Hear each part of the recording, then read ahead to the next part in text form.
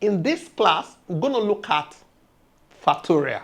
Okay? Factorial. The symbol for factorial is this.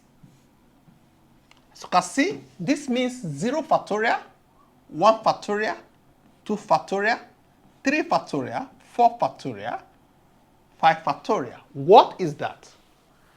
Let me start with 5.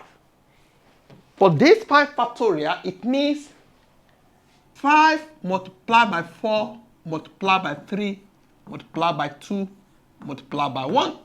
Okay? That is the product of all the non-negative integers less than the number and also equal to the number. As you can see, this is a number. Every other number here, they are all less than this number. Okay? So the product of all the non-negative, as you can see, they are all non-negative integers. Okay? So, if you find their product, including the number itself, this action you are performing is called what? Factorial. Okay? For this, the number, what is less than 1? Nothing. We leave it like that. For 2, you start with 2, multiply by 1, that is equal to 2. For this is 3 times 2 times 1, that is 6. Multiply by 1, that is 6. For this is 4 times 3 times 2 times 1, that is 12, 24. 24. Why this is 5 times 4 times 3 times 2 times 1, which is equal to 20, 60, 120, 120. For this 0 factorial is a special case. It's always 1. Look at it as the number of ways of arranging 0. How many ways can you arrange 0?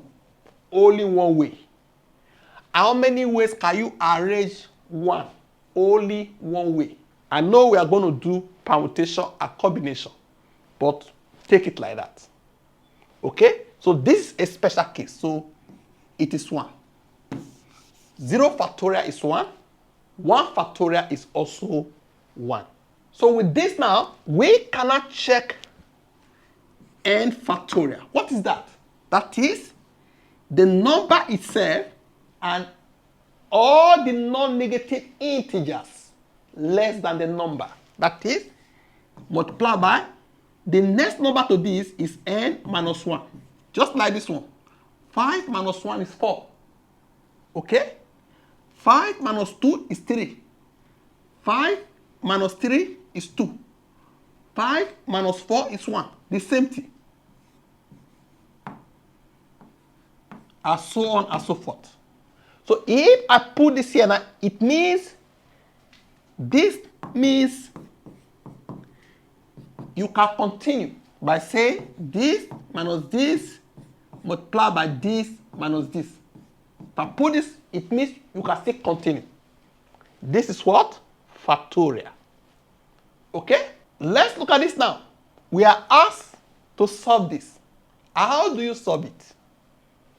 Look at it. This 7 factorial over 6 factorial. Okay? This simply means 7 times 6 factorial. You stop. What is the meaning of this? It means you can still continue. Can still continue. But I don't want to continue. So I stop. So this sign is telling me that what? There is room to continue. But I don't need that room because I'm seeing 6 factorial here. I will do all over 6 factorial because I want to divide or cancel 6 using the denominator. With this now, I have 7 as my answer. Now look at this. How do you solve this? All you need to do, you start with the first one, 6 multiplied by 5 multiplied by 4. Once you see a number that is similar, stop. I put this. Then you say all over 4 factorial, 2 factorial. This one simply means 4 factorial multiplied by 2 factorial. So what we are going to do now, we use this to cancel this. It means now we have 6 multiplied by 5 all over 2 factorial. Okay?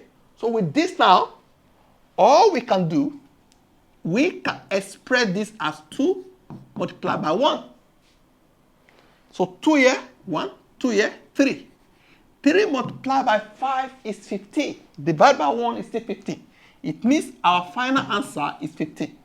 Look at this. This one now, I will start from up. That is n multiplied by, I reduce this one by 1, multiply by, reduce it by 2. Remember, I can write this like this. There is times between them, okay? Take note of that. I will continue to reduce it. As you can see, I saw this. I stop. Then I put this factorial. Then I put what is here now. This and this will cancel. It means finally, our answer is, okay? This is how to solve it. Let's look at this. We need to solve this. How do we solve this? As you can see in this place, we have 40 factorial. We also have 30 factorial. So what I will do, I will see if I can get 30 factorial from here.